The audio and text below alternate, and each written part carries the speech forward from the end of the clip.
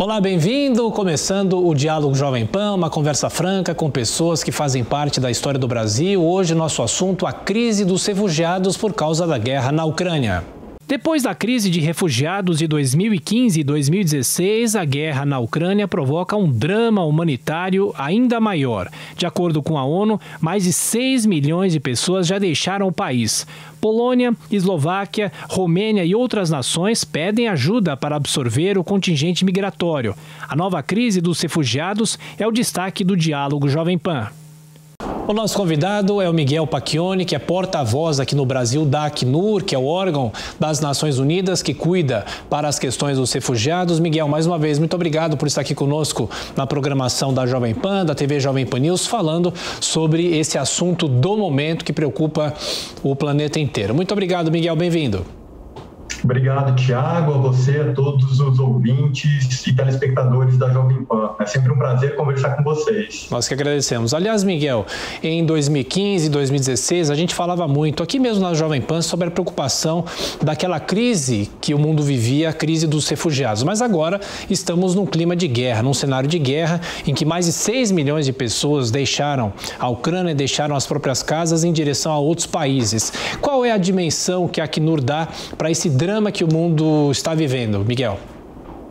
Tiago, a situação atual vigente na Ucrânia é sem precedentes, né? Isso a gente está afirmando por meio de uma série de análises de recortes estatísticos, mas também em relação ao fluxo forçado, a forma como que se deu as circunstâncias dessas pessoas ucranianas de terem sido forçadas a deixar o seu país de origem.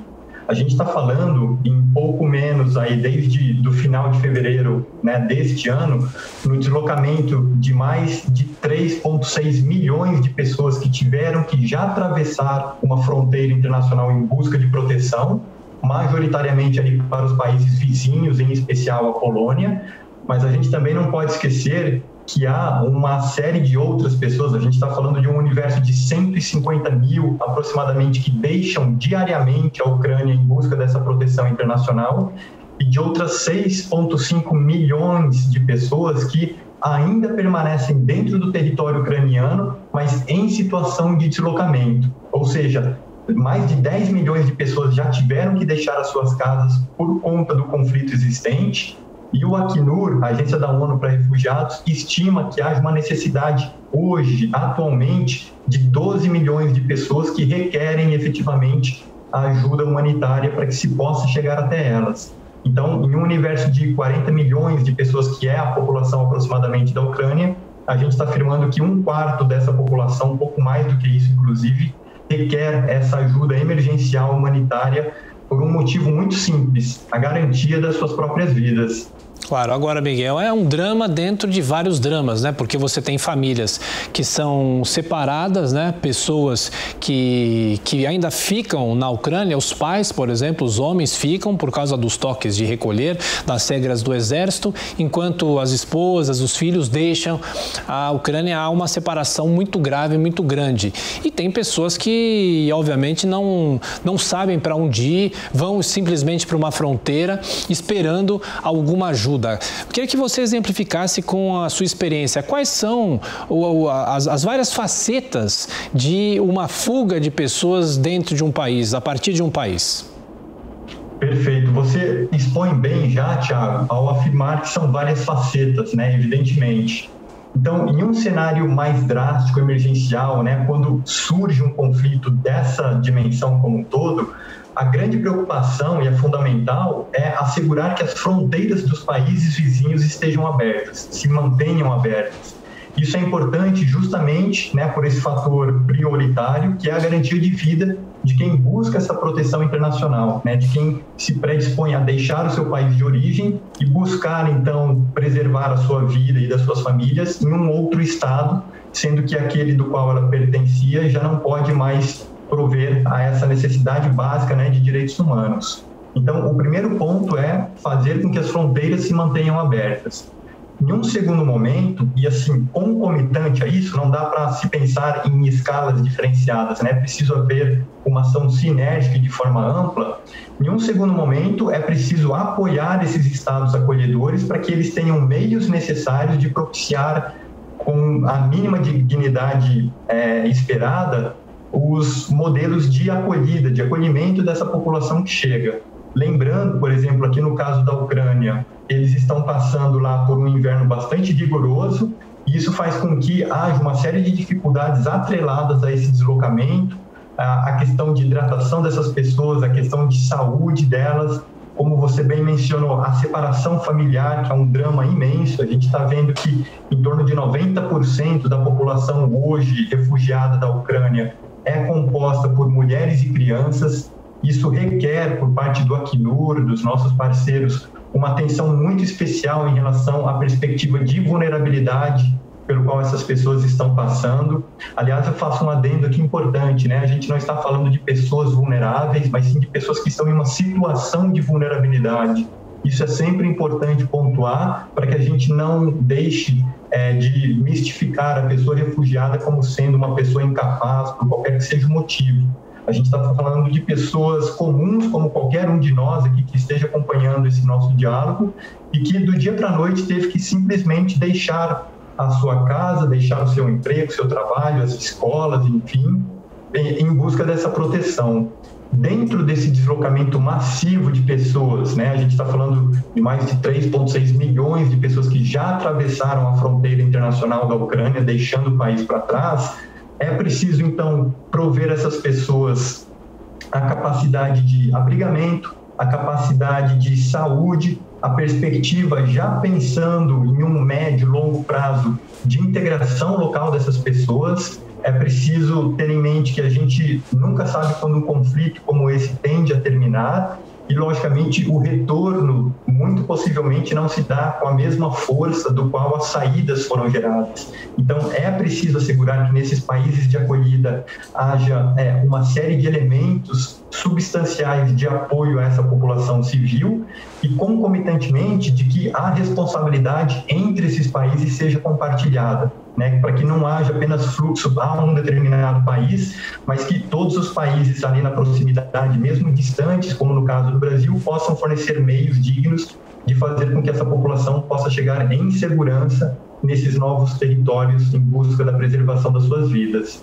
É verdade, Miguel. Outro dia o presidente da Polônia vinha falando, né, sobre receber essas pessoas, que muitas pessoas comuns estavam recebendo esses refugiados dentro de casa, dando alimentação, dando toda a estrutura para que aquela pessoa pudesse pensar o que a partir dali essa pessoa ia fazer. Uma família inteira, muitas vezes, era recebida dentro de casa.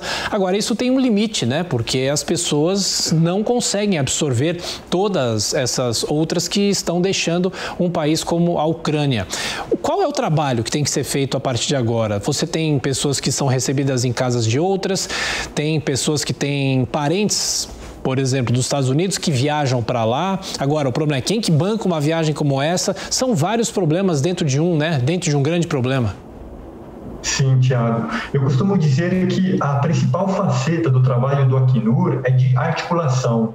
Quando eu digo articulação, é preciso haver, então, uma série de engrenagens que possam trabalhar de forma harmônica entre elas para fazer com que a gente consiga, em um primeiro momento, fazer com que essa população seja atendida nas suas necessidades mais imediatas, mas, como eu estava dizendo, né, em um segundo momento, de que haja políticas públicas favoráveis à integração dessas pessoas no ambiente de acolhida.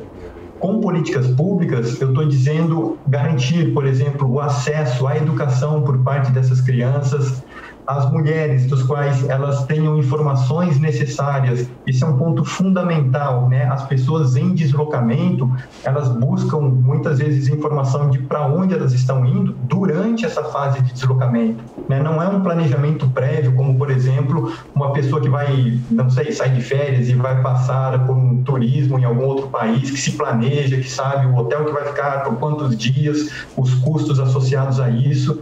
A gente está falando de deslocamento forçado de pessoas que acontece do dia para a noite, né? De uma forma muito espontânea, muitas vezes em dificuldades. Essas pessoas não conseguem levar os seus pertences, até porque é um peso a mais para se carregar. Devem percorrer, em muitas circunstâncias, um deslocamento a pé durante muitos quilômetros, causando uma série de desgastes. e uma possibilidade, inclusive, de violência relacionado a esse deslocamento.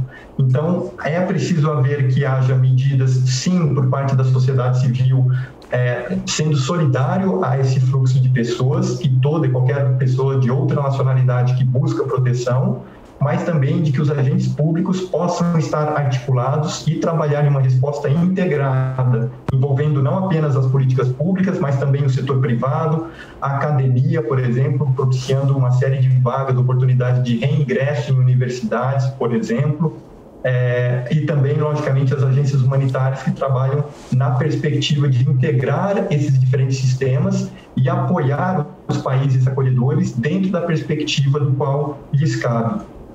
Estamos conversando com Miguel Pacchioni, que é porta-voz do Acnur, órgão das Nações Unidas aqui no Brasil. Miguel, tem um outro aspecto que eu queria tocar com você, diante da sua experiência em lidar com os refugiados. A xenofobia, de que forma a xenofobia pode aumentar? Porque alguns países não querem receber, outros países recebem, mas também o trato com a população local muitas vezes não é fácil. A xenofobia tende a aumentar, pela experiência de vocês, assim que há uma onda migratória, há esse aumento da xenofobia? Perfeito, Thiago. É um ponto muito importante a questão da xenofobia. E a gente acredita que ela, uma vez instrumentalizada, ela se dá por uma questão também mera, assim, muito rasa, que é a desinformação. A gente está falando com isso que a falta de conhecimento em relação à perspectiva de quem são as pessoas refugiadas e quais são as necessidades dessa pessoa é que faz com que o público, né, a população nativa de um país de acolhida possa se voltar contra ela. Há, por exemplo, uma série de estudos dizendo que no médio e no longo prazo, todo o investimento que é feito por conta de assistência pública em relação à acolhida de pessoas refugiadas se transforma em verba investida no progresso, no desenvolvimento do próprio Estado, nos municípios que acolhem essas pessoas.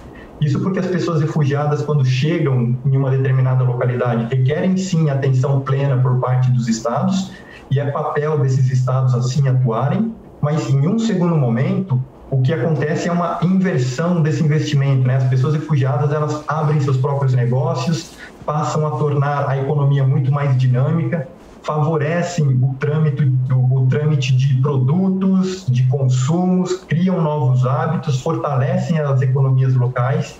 Então, quando se tem a perspectiva, por exemplo, quando a gente olha da questão de empregabilidade, né, de que as pessoas refugiadas entrariam em um país em busca de emprego em detrimento da empregabilidade da população nativa, é uma conta que não se fecha, né? Não é uma soma um por um, né? Uma pessoa refugiada empregada é menos uma pessoa nacional empregada. O que se tem é, uma vez que a pessoa refugiada tem oportunidades para o desenvolvimento do seu próprio negócio, tenha mecanismos para isso, ela consegue trabalhar de forma muito ampla a economia para fazer com que haja uma propulsão de novos negócios, de novos investimentos, de pagamento de impostos. Então, em um primeiro momento, é preciso assegurar, garantir de que os meios dignos de acolhida dessas pessoas estejam implementados. Em um segundo momento, já pensar em uma perspectiva de médio e longo prazo em favorecer que elas possam contribuir e participar economicamente e socialmente, além do que também a cultura esteja plena dentro dessa sociedade de acolhida. A xenofobia, então, infelizmente, é um elemento de desinformação causado por essa questão de quem são, evidentemente, as pessoas refugiadas, né? É preciso assegurar, então, que elas são as consequências dos conflitos armados e não as causas desses conflitos. Miguel, um outro ponto que eu queria tocar com você é o seguinte: em outras crises de refugiados, você tem esse êxodo por causa de uma questão política, de um país, de pessoas que discordam da situação local, mas no caso de uma guerra, as pessoas saem por causa do clima bélico, porque é impossível você continuar morando naquele país. Mas a guerra, essa é a nossa torcida, vai passar em algum momento e essas pessoas voltam, no caso, voltam para a Ucrânia ou nem todas voltam, as pessoas ainda se sentem seguras para voltar, muitas perderam as próprias casas com bombardeios. Como é que é esse retorno das pessoas para um país em guerra? Tiago, a situação do retorno das pessoas refugiadas, é preciso reafirmar isso, né? Ela se dá de forma voluntária. né? Nenhum país de acolhida pode fazer com que uma pessoa refugiada seja forçada a deixar esse país em razão da garantia dos seus direitos. Então, esse retorno ele se dá de forma voluntária, no momento propício do qual essas pessoas se sentem acolhidas ou têm a dimensão do qual, ao retornar para o seu país de origem, não haverá nenhum outro tipo de perseguição ou acometimento dos seus direitos. Sendo muito sincero, que a gente olha para um contexto global como um todo, historicamente, a gente tem algumas dimensões que fazem com que a gente seja bastante descrente em relação a esse cenário dos retornos voluntários. Isso porque, olhando desde a década de 80 até recentemente, a gente tem cada vez mais, né, nas últimas décadas, mais conflitos ocorrendo no mundo como um todo, e esses conflitos, eles têm se tornado mais duradouros, eles têm se codificado ao longo do tempo em função de uma série de questões políticas que não são resolvidas. E isso gera insegurança, então, na população refugiada para que elas tendam a permanecer onde estão e não mais retornar ao seu país de origem. Eu digo isso porque quando a gente olha em termos estatísticos, né, o número de pessoas refugiadas que são geradas anualmente é muito superior ao número de retornados, dessas pessoas que retornam voluntariamente aos seus países. Muito em função, então, da consequência dos conflitos armados, que é o principal fator hoje que gera o deslocamento forçado de pessoas, mas também da continuidade das situações de instabilidade política. Então, citando um exemplo, né, no início de março, agora deste ano, a Síria completou 11 anos já de conflito. É o maior fluxo já histórico registrado de pessoas refugiadas de uma única nacionalidade, olhando para os sírios. A depender do desenrolar, né, do desenvolvimento dessa questão entre Rússia e Ucrânia, esse conflito tende também a se tornar bastante trágico, né? A Síria já tem mais de 6 milhões de pessoas refugiadas, enquanto a Ucrânia já chegou aos seus 3,6, ultrapassando já essa marca. Então, infelizmente, a gente olha para a temporalidade dos conflitos e tem essa clara dimensão de que cada vez mais é difícil fazer com que as pessoas, uma vez que estejam refugiadas, queiram e tenham as formas dignas de retornarem aos seus países de origem. Basicamente, é uma conta que dificilmente se fecha, embora seja esse o grande anseio de quem imediatamente parte do seu país, querem sempre retornar ao país, mas não esse país do qual está em conflito, e sim o país anterior, de laços históricos, e que havia todo um ambiente favorável à sociabilidade das pessoas em termos de cultura, de aprendizagem, enfim, de uma vida social digna ou necessário para que elas sejam reconhecidas enquanto cidadãs e com seus próprios direitos assegurados. Você se lembra bem da situação da Síria, né? Você cita bem essa situação aqui para os nossos ouvintes espectadores. Agora, é interessante, Miguel, que essa crise na Ucrânia, essa guerra na Ucrânia, tem um jogo de narrativas dos dois lados. E nesses últimos dias a gente ouviu informações de pessoas que a Rússia estaria levando à força para o país, tirando essas pessoas da Ucrânia e levando para a Rússia, como até crianças e outras famílias de áreas em que a Rússia julga que são áreas que fazem parte do país ou áreas que deveriam ser anexadas à Rússia. Como que é esse movimento de pessoas que são retiradas à força de um país e levadas para outro? Tiago, eu não posso afirmar essa informação, até porque não tenho, para mim, comprovado esse tipo de ação. O que eu posso dizer, olhando para a população ucraniana de forma ampla, é que há, sim, o fluxo também de pessoas da Ucrânia para a própria Rússia em busca de proteção. Então, há laços históricos muito fortes entre os dois países, e há também uma população russa dentro do próprio território ucraniano que está sofrendo, inclusive, com o conflito. Então, inevitavelmente, há esse deslocamento à Polônia, eu tinha dito, né, é o país que mais acolhe a população ucraniana, em torno de 60% hoje de todas as pessoas que deixaram a Ucrânia estão na Polônia, mas também há um fluxo, em especial no leste da Ucrânia, de pessoas de origem de ascendência russa que estão atravessando a fronteira buscando a proteção no próprio país que invadiu a Ucrânia. Então, esse fluxo de pessoas, né, como eu tinha dito lá no início, é preciso assegurar que as fronteiras de todos os países estejam abertas para fazer com que, de uma decisão informada das famílias, das pessoas ucranianas, dos quais elas possam buscar a proteção nos estados dos quais ou estejam mais próximos a elas ou que possam garantir os meios melhores, as melhores condições e perspectiva de longo prazo para sua acolhida.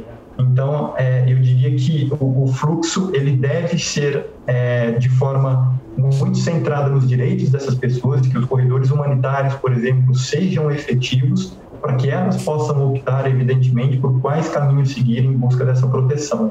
Claro, Miguel, acho que é importante a gente falar para o nosso ouvinte espectador como que é o funcionamento desse órgão da ONU, que é a Acnur. Quais são as pessoas que estão nesse momento na linha de frente, nas fronteiras com a Ucrânia, a fronteira com a Polônia, a Romênia, a Eslováquia? Qual é o perfil dessas pessoas? São voluntários? Você mesmo também já se voluntariou em alguma ação como essa? E quais são os recursos que esse órgão da ONU recebe e vem recebendo e essas doações que devem ter aumentado nessas últimas semanas? Perfeito, Thiago. A gente tem recebido, de fato, um crescimento na arrecadação de recursos em função do conflito armado na Ucrânia. Esse investimento ele se faz tanto por parte dos governos, como também de empresas e da sociedade civil. O Acnur hoje tem 117 profissionais humanitários atuando dentro do contexto ucraniano. Logicamente que parte dos nossos esforços, dos nossos profissionais tiveram que ser deslocados para áreas mais seguras, porque de nada adianta a gente prestar ajuda humanitária estando em risco, é preciso garantir que a nossa equipe esteja segura e fazer com que os suprimentos, evidentemente, cheguem às pessoas de maior necessidade. Em torno dos países ali que fazem fronteira da Ucrânia com a Ucrânia, são mais de 160 profissionais hoje do Acnur trabalhando, e o principal fator, o principal agente do nosso trabalho é garantir a proteção de pessoas que estão em situação de violação dos seus direitos e buscam proteção em outros estados, né? Então, esta é a característica notória de quem são as pessoas refugiadas, né? Que tiveram que deixar os seus países de origem em busca de proteção internacional, e o Acnur atua, então, na articulação entre os estados, entre as empresas, entre a população civil, para fazer com que haja uma resposta integrada, não somente olhando do aspecto federal, né, de um único país, mas no casamento, na sinergia entre todos esses países. E, logicamente, uma vez que esses direitos iniciais estejam assegurados, de que a gente possa pensar em perspectivas de longo prazo, em como acolher essa população. É preciso dizer que, por exemplo, uma barreira inicial que se tem é a questão da reunião familiar, da reunificação dessas pessoas. A gente se atenta muito à perspectiva de quem são os grupos em situação de maior vulnerabilidade, por exemplo, crianças, mulheres grávidas, idosos, pessoas com deficiência, então pessoas que têm já em si uma dificuldade adicional do deslocamento e que isso pode causar uma fragilidade adicional, então, à sua perspectiva de vida. Então, o propósito, o trabalho do Acnur é esse: garantir a proteção dessas pessoas e pensar em uma perspectiva de longo prazo sobre como melhor integrá-las à sociedade de acolhimento e, logicamente, facilitar o retorno voluntário, caso as condições assim permitam. Bom, no final da entrevista, Clara, vou deixar aqui um espaço para você passar todas as informações, os números do Acnur, para que as pessoas possam fazer doações e apoiar a questão dos refugiados. Mas eu pergunto em relação ao Brasil. O Brasil pode receber refugiados da Ucrânia? Como que a Acnur vai atuar nesta possível vinda deles aqui ao Brasil? Thiago, o Brasil já está efetivamente atuando na acolhida e em uma medida muito exemplar que foi feita pelo governo brasileiro. Foi promulgada um visto humanitário específico para a população ucraniana ou pessoas afetadas por esse conflito, para que possam chegar aqui ao nosso território, ao Brasil, com esse visto já possibilitando todos os direitos garantidos a ele. Então, acesso à rede pública de saúde, acesso ao mercado de trabalho, às escolas, Então, este visto humanitário que foi promulgado pelo governo brasileiro é um exemplo para o mundo sobre a perspectiva de acolhida. A Polícia Federal já garantiu de que já há um registro de mais de 1.000 pessoas da Ucrânia que adentraram ao nosso território, isso por uma série de vertentes, né, por apoios tanto de grupos religiosos específicos, assim como também das iniciativas da sociedade civil. Então, essas pessoas tendem a vir. Em um primeiro momento, a gente sempre tem essa dimensão, né, de que quem deixa o país de origem em um conflito são pessoas que buscam laços familiares, por isso que a gente já tem notado que o estado do Paraná, aqui no Brasil, que tem a maior base de ascendência ucraniana, é o estado que tem mais recebido a população ucraniana nesse momento. E, infelizmente, né, olhando de uma perspectiva futura, é de que esse fluxo ele seja contínuo, né, de que, na medida em que o conflito persista, e essa é uma tendência, a gente tem, então, cada vez mais pessoas da Ucrânia e mesmo dos países ali próximos aos conflitos dos quais se sentem perseguidas, de que possam chegar aqui ao Brasil. Um importante elemento desse visto humanitário promulgado pelo governo brasileiro é que assegura, inclusive, que pessoas apátridas possam chegar ao território brasileiro. Então, quando a gente olha no contexto específico da Ucrânia, havia 36.000 pessoas apátridas, sem qualquer nacionalidade, que viviam no território ucraniano. Isso desde a questão da dissolução da União Soviética, ainda na década de 90, como também na invasão que houve na Crimeia já em 2014. Essas pessoas, então, perderam a sua própria identidade nacional, deixaram de ter um registro formal. Imaginem vocês a dificuldade que não é de que uma pessoa sem os documentos legais consiga deixar o seu local, o seu país de origem. Então, o Brasil deu um passo adiante e propiciou também a acolhida da população apátrida que residia até então na Ucrânia. É um exemplo para o mundo todo, sem dúvida alguma. E só mais uma questão, como é que a ONU ajuda essas pessoas que vêm sem documentação, por exemplo, a gente sabe da dificuldade de alguém entrar nos Estados Unidos, muitas vezes os Estados Unidos não aceitam se não tem visto ou não tem qualquer documento. Como que a ONU conversa com esses países para que essa burocracia possa ser superada? Tiago, esse é um princípio fundamental ali da acolhida, né? Quando a gente olha, então, na perspectiva de chegada de pessoas, em especial, que tiveram que deixar os seus países de origem em função de um conflito armado, como aqui no caso da Ucrânia, da Síria, do Sudão do Sul, enfim, de uma série de outros países, a gente tem a dimensão de que, sem documentação, não há meios oficiais de facilitar a integração dessas pessoas. A integração é um processo muito importante porque é ela quem vai fazer com que não haja meramente uma assimilação, né? Não basta apenas a gente receber a população de outras culturas, de outros países e fazer com que elas se adequem à nossa realidade. A integração faz com que essas pessoas elas consigam trazer toda a sua bagagem cultural de conhecimentos para que seja incorporada à nossa sociedade. A documentação, então, é um passo fundamental, e aí eu já posso dizer 3 elementos assim básicos que dependem dessa documentação. Primeiro, meios de trabalho, né, do trabalho legal, a perspectiva de acesso aos serviços de saúde e, logicamente, a perspectiva de educação. Então, essa tríade ali sendo propiciada são os mecanismos necessários para que o desenvolvimento dos caminhos necessários para a integração local das pessoas que foram forçadas a deixar o seu país de origem possa acontecer. É nisso que a gente pauta muito o nosso trabalho em uma fase emergencial, né, inicial de um conflito. A garantia, então, de se ter uma documentação é o passo fundamental para que os direitos dessas pessoas estejam garantidos. Miguel, já te agradecendo pela gentileza, pela atenção de estar aqui conosco na Jovem Pan. E eu queria que você deixasse talvez o site do Acnur, que aí lá as pessoas encontram outras informações. Claro, nas redes sociais também, é só digitar Acnur. Mas quais são os principais canais, por favor? Perfeito, Tiago. Te agradeço, inclusive, por essa oportunidade. O site do Acnur no Brasil é o www.acnur.org.br. Ali vocês já terão toda a dimensão, então, das nossas redes sociais, de todos os canais dos quais a gente busca informar a população brasileira a respeito dos tantos conflitos existentes no mundo. e das necessidades que temos de fazer com que a população refugiada no Brasil e também no mundo como um todo possa ser bem acolhida e de que todos sejamos solidários, então, a essa população, né? De que é papel nosso, de cada um de nós, independentemente das nossas vocações, do trabalho, da nossa formação, onde quer que estejamos, fazer com que as pessoas que são fugidas de conflitos armados possam ter meios de garantir as suas vidas e os seus direitos nos países de acolhida. Perfeito, muito obrigado. Conversamos com o Miguel Pacchioni, que é porta-voz da Acnur, que é o órgão das Nações Unidas. Ele é o porta-voz aqui no Brasil. Falamos sobre essa crise dos refugiados como consequência da guerra na Ucrânia. A você, ouvinte, a você, telespectador, muito obrigado mais uma vez pela sua audiência e até a próxima.